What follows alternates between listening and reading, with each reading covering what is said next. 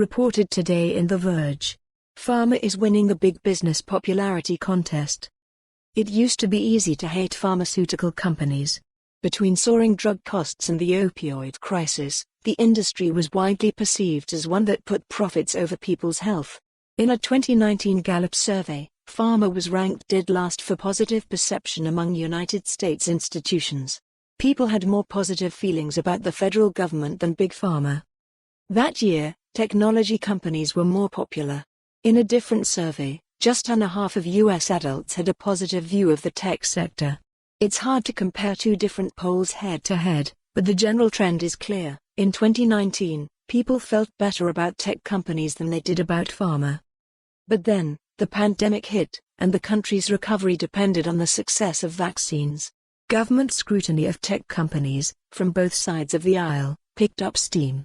And the two industries seem to have swapped places in the nationwide popularity contest. A newsletter highlighting the COVID-19 research, developments, and stories that matter.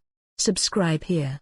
The COVID-19 vaccines developed by companies like Pfizer, Johnson & Johnson, and Moderna are astonishingly effective. Their rollout has helped reduce levels of virus in parts of the US to some of the lowest they've been since March 2020. That success led to a boost in popularity for the drug companies. There were more people who had a favorable view than people who had an unfavorable view of the companies in a March 2021 Data for Progress survey, just as the vaccination campaign in the US was picking up steam. Meanwhile, during the pandemic, tech companies' popularity took a nosedive.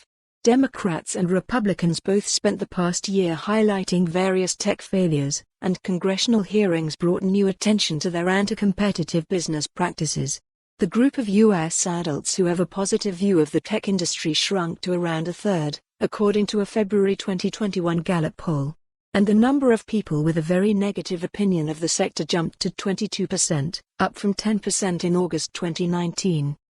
The past year recalibrated our relationships to both industries. The shine is off tech, and there's an appreciation for some of the benefits of pharma.